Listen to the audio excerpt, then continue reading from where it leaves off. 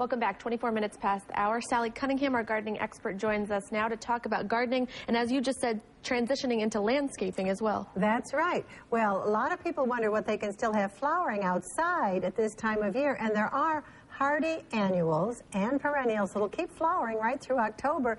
These are pansies, and I've often heard people say, oh, icicle pansies, I need icicle pansies.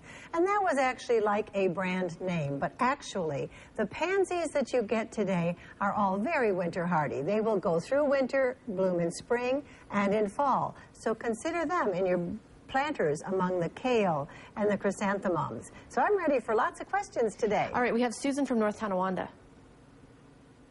Hey, Susan, what's your question? Oh, Susan? While we're waiting for Susan, I want to tell you, hey, I was going to be in a live shot this week, and next week I will try to do a living green roof, show you a roof garden, and we'll be talking about the sustainable energy homes in that context. I believe we have Connie on the phone. Connie, okay. Are you there? Roz? Roz from Lockport. Roz, are you on the phone? Oh. Oh, we're having some trouble with these folks. I think we're having some technical difficulties. Yeah, but well, what I was starting to tell you about was that there's a sustainable energy conference. And one of the things we can do that's positive energy-wise is having green roofs and living gardens, which have taken on in several parts of the country. And there are people here capable of doing these on your own roofs. And the green roofs give energy back to the environment. And they conserve the rainwater, and it's a wonderful thing to do. So I hope I'll be on a roof, great project. Not too wet next week. Let's try this one more time. Phil in Buffalo. Are you there, Phil? This is Raz from Lockport. We have Raz. Hi, Raz. Thank you for your call. Good morning. Hi. Hi, ladies. How are you this morning? Good.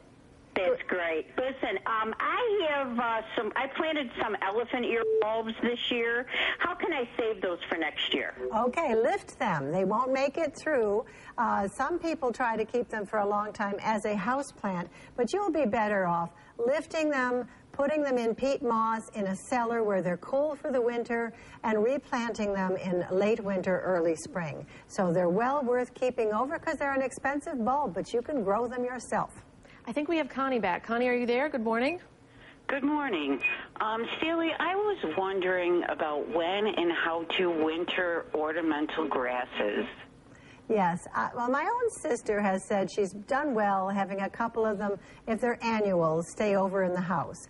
Otherwise, most of the annuals don't do really very well. I would give them up. But if they're perennial ornamental grasses, don't cut them down. Let them be beautiful in the fall and on into the winter in the snow with a little snow on their heads. They're quite gorgeous. So only cut them down then in spring. I would live with them and enjoy them outside until they're too messy to live with. All right. Susan, are you there from North Tonawanda? Good morning. Good morning. What's your question? Hi, Sally. First of all, I've learned a lot from watching your show. I love watching. I have a question about transplanting or moving a hydrangea that got overcrowded by some hosta that got very large in the garden. Is it a good time to move the hydrangea? Sure. It's a fine time. Don't be afraid of moving shrubs and trees in September into October, right through October, really, if you give them a lot of compost in the hole and water really well until the ground freezes. So go for it. All right, I believe that's all the calls we have time for. All right. Well, the Sustainable Energy Conference, October 2nd. Keep that in mind, and I'll tell you a little bit more about that next year in the context of gardening. And there's the website. As always, thank you. Thank you. All right.